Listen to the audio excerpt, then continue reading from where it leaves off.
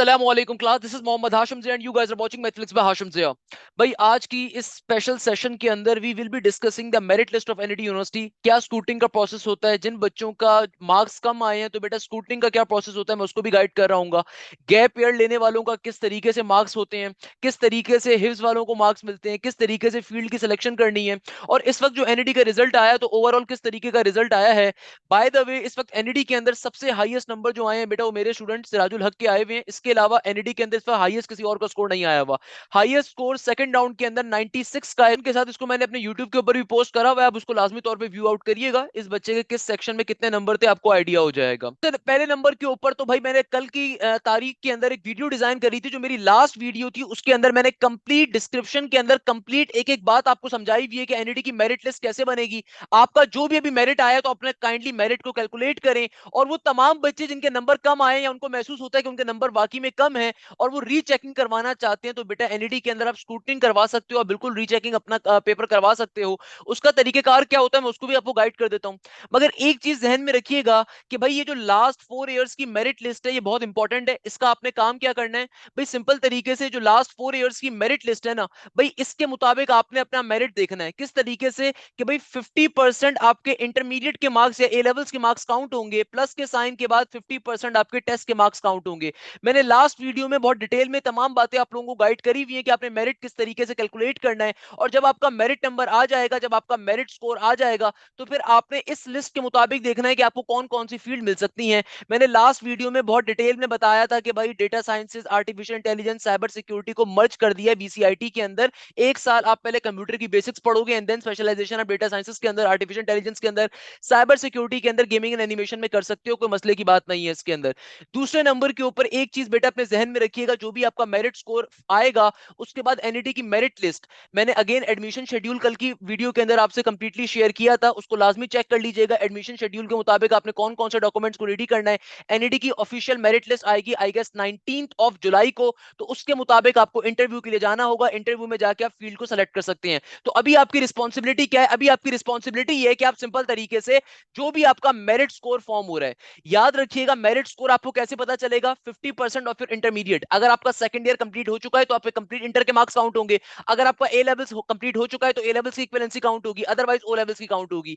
या फिर अगर आपका सेकंड ईयर का रिजल्ट अभी नहीं आया वो तो फर्स्ट ईयर काउंट होगा सिर्फ उस सूरत के अंदर। तो बेटा 50% of the intermediate plus 50% of the test, तो आपके पास आपका मेरिट आ जाएगा। जो भी मेरिट आएगा ना उसके मुताबिक आप चेक कर सकते हो लास्ट 4 इयर्स की मेरिट लिस्ट के मुताबिक कि भाई आपको कौन सी फील्ड मिलने के चांसेस हैं। तो उन फील्ड्स के बारे में आपने स्टडी करनी है। मैंने अगेन लास्ट वीडियो में इसको बहुत डिटेल में समझाया हुआ था, इसलिए मैं दोबारा डिटेल के अंदर नहीं जाऊंगा। बस एक चीज ध्यान में रखिएगा कि आपने ये वाला काम बहुत जरूरी है। अच्छा, स्कूटनिंग का प्रोसेस क्या होता है एनईडी के अंदर, काफी सारे बच्चे इसको लेकर परेशान चल रहे हैं तो इसको भी मैं गाइड कर देता हूँ। बेटा एनईडी के अंदर स्कूटनिंग का प्रोसेस ये होता है कि भाई आप एनईडी को विजिट करोगे। आपने सिंपल तरीके से क्या करना है, एनईडी को विजिट करना है।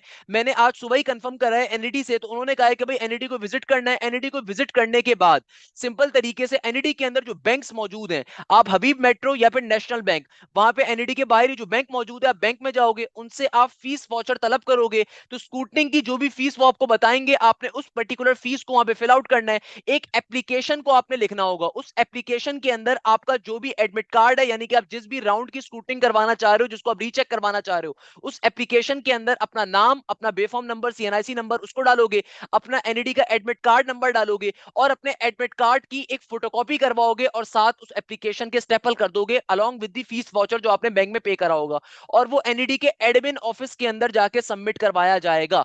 3 से 4 दिन के बाद, 3 से 4 दिन के बाद आपको बता दिया जाएगा आपके पोर्टल के ऊपर। अगर तो आपके मार्क्स इंक्रीज होंगे तो आपको बता दिया जाएगा। अच्छा, इसके अंदर मिले जुले रुझानात होते हैं कि बेटा देखो, जैसे मैंने पहले भी आपको बताया था, कुछ बच्चों का कभी कभार इंक्रीज भी हो जाता है, कुछ का इंक्रीज नहीं भी होता, सिंपल सी बात है। अच्छा, इसके अंदर भी दो चीजें हैं यहाँ पे। जो मेरी एनईडी के ऑफिशियल से बात हुई थी, उन्होंने कहा था कि भाई अगर बच्चे के मार्क्स इंक्रीज हो जाते हैं तो उसको उसके जो रीचेकिंग के पैसे होंगे वो रिटर्न हो जाएंगे। मगर कुछ लोगों का कहना है कि रीचेकिंग के पैसे रिटर्न नहीं होते, तो आप ये कंफर्म कर लीजिएगा उनसे। चूंकि मैं इस बारे में श्योरिटी नहीं है मुझे, इसलिए मैं आपको कंफर्म नहीं कह सकता, क्योंकि मेरी जो एनईटी के ऑफिशियल से बात हुई थी उन्होंने कहा था कि भाई हम पैसे रिफंड कर देते हैं उस बच्चे के जिसका रीचेकिंग सक्सेसफुल हो, यानी कि जिसके वाकई में मार्क्स इंक्रीज हो जाएं, उसके पैसे रिटर्न हो रहे होते हैं। बट अगेन मुझे इसके ऊपर डाउट है कि पैसे रिटर्न होंगे, मुझे इसके ऊपर to be very honest doubt है, बट आप अगेन एनईटी से कंफर्म कर सकते हैं।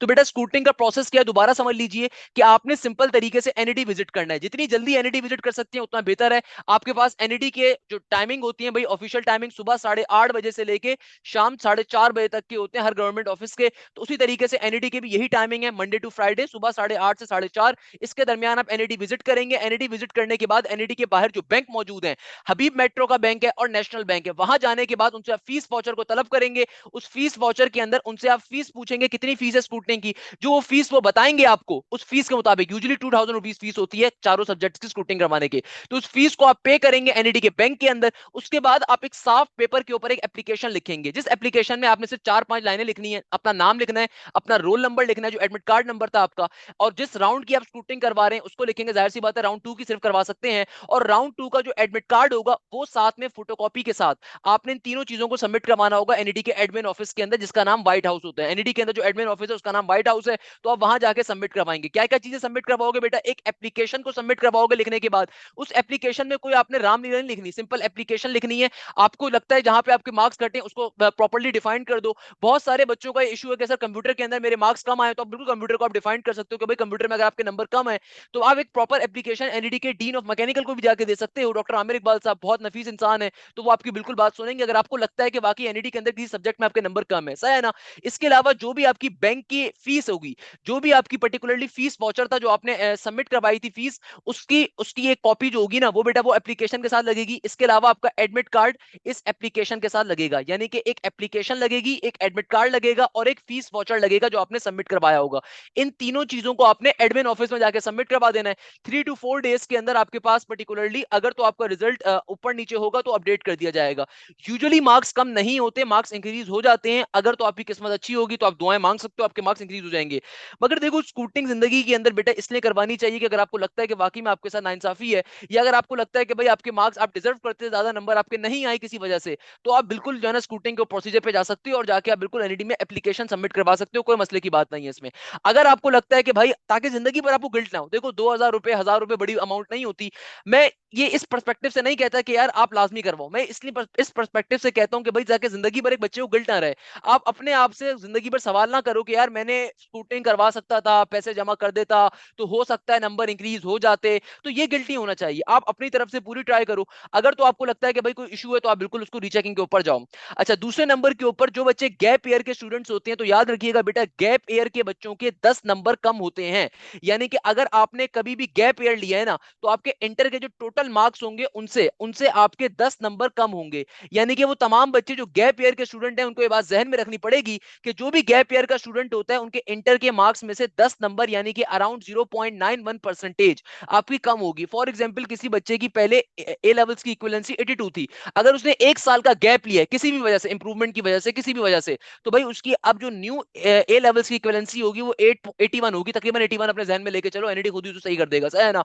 सिमिलरली अगर कोई किसी की इंटर के अंदर 75 थी पहले, उसने एक साल का गैप लिया, चाहे इंप्रूवमेंट की वजह से लिया हो, भाई इंप्रूवमेंट का रिजल्ट तो बाद में आएगा, वो तो काउंट ही नहीं होगा, तो आपका लास्ट ईयर रिजल्ट ही काउंट हो रहा होगा।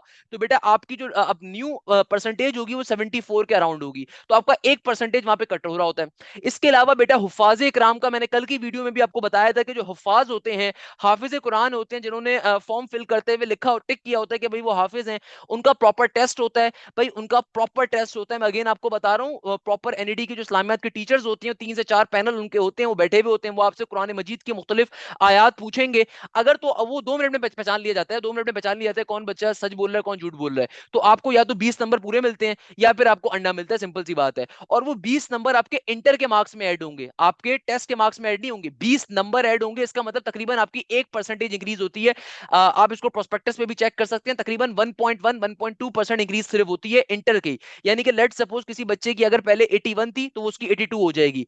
मेरे ख्याल में 20 नहीं मिलते, अब शायद 12 मिलते थे या 16 मिलते थे, again I am not sure, क्योंकि प्रोस्पेक्टस में इसके अंदर मेरे ख्याल में चेंज कर दिया गया था एनईडी की तरफ से लास्ट ईयर के अंदर। मगर इसको आप चेक कर सकते हैं, जहां तक मेरा आइडिया है इसमें 1% खाली आपको मिलेगा हिफ्स के बच्चों को। यानी कि जो बच्चे हाफिज होते हैं उनका जो टेस्ट होता है बेटा, उसके टेस्ट की बलबूते पे सिर्फ उनको 1% मिलती है, और वो 1% उनके इंटर के मार्क्स मार्क्स के अंदर ऐड होगी। आपको प्रॉपर सनद शो करनी होगी, याद रखिएगा प्रॉपर सनद आपको शो करनी होगी।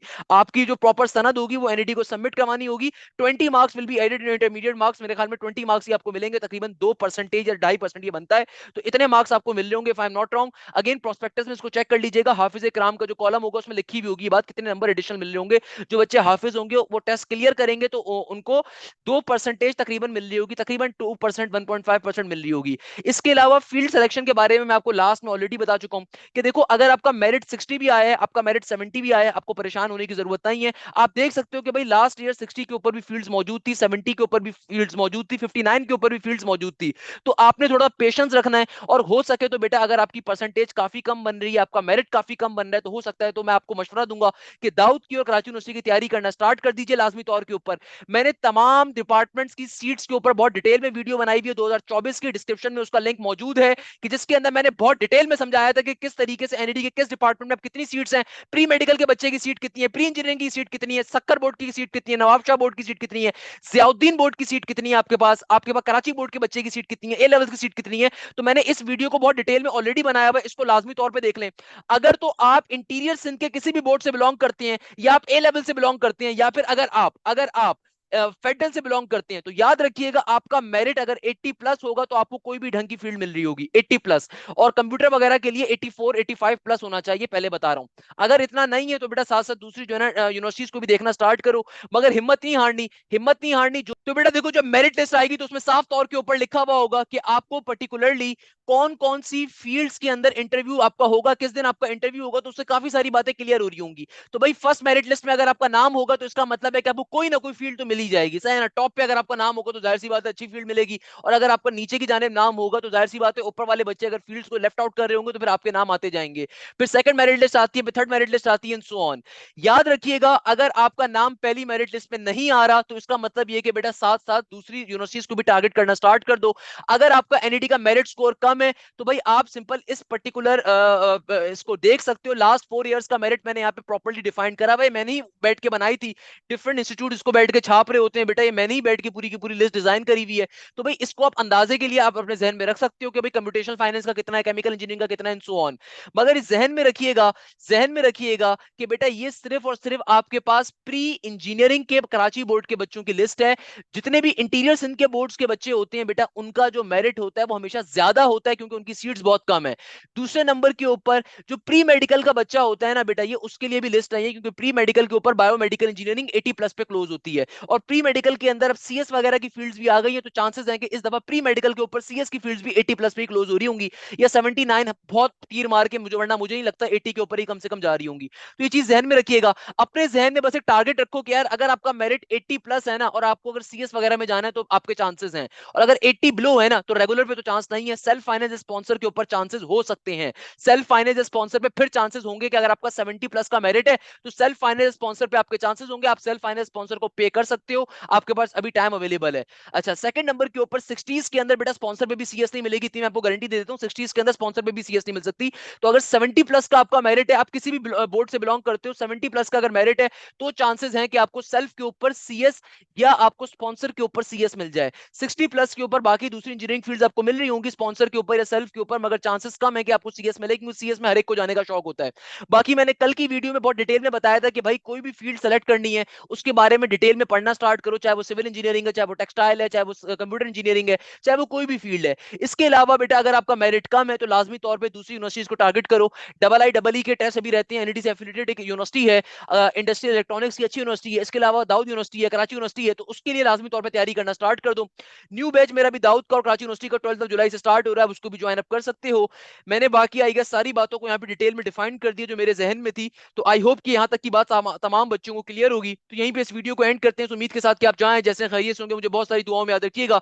जजाक अल्लाह, thank you so much. Hashim signing of.